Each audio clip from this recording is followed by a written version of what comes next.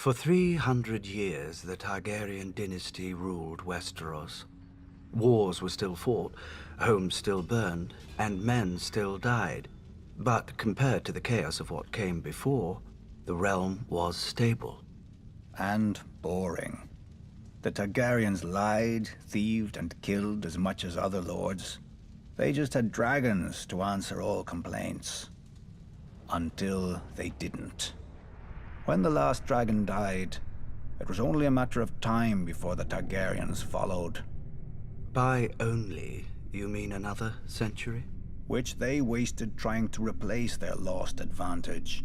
Incinerating their own palaces to hatch dragon eggs, drinking wildfire to become dragons, and let's not forget the Mad King's favorite, burning men alive so he could pretend to be a dragon. We urged Aerys to pardon Brandon Stark. The boy had threatened Prince Rhaegar, but Rhaegar had stolen the boy's sister. And the boy was the eldest son of our Warden of the North. Who's the greater fool, a Mad King or the man who reasons with him? Aerys saw knives in every shadow.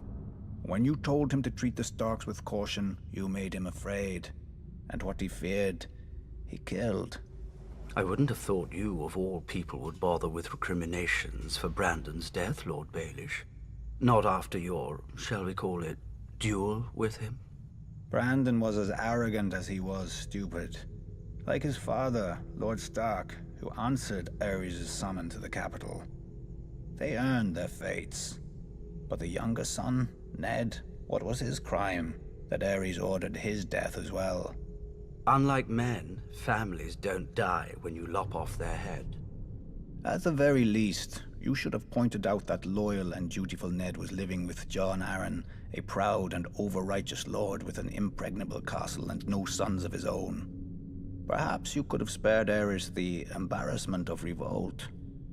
If only we'd had the foresight to consult you, Lord Baelish, but I suppose first we'd have had to know who you were. Nobody knew Robert Baratheon either, yet he claimed the right to sit on the Iron Throne. He had Targaryen blood, through his mother. A pretty dress for an ugly truth. It was war, and he could swing a hammer harder than the other options. When did you know you'd lost, Lord Varys? When Robert Baratheon killed Prince Rhaegar on the Trident. Wrong. You lost the war when you let Ned Stark slip back into the north. Neither the bloody Gate of the Vale or Moat Cailin in the north have ever fallen. They could have held out for years, even if you'd killed Robert. But you let him slip through your fingers as well.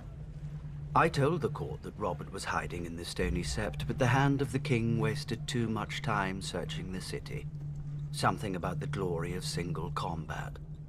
Then Ned Stark's army arrived to save the day.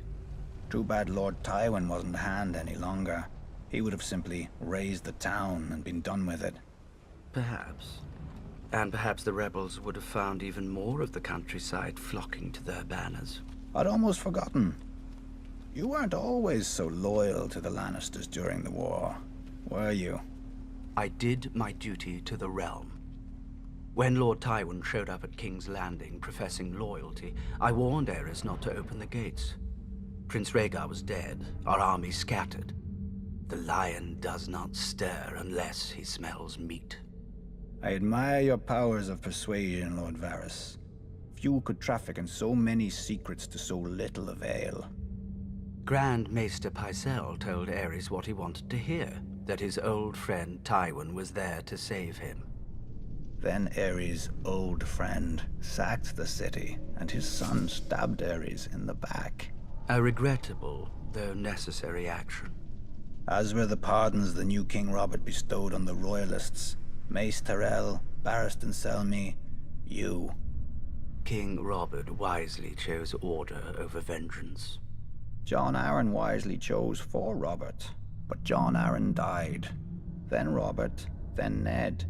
So ended their glorious revolution. And Westeros has been burning ever since. Let it. How Targaryen of you. One of the mad ones. Fire turns even the proudest oaks to ash, leaving newer roots space to climb.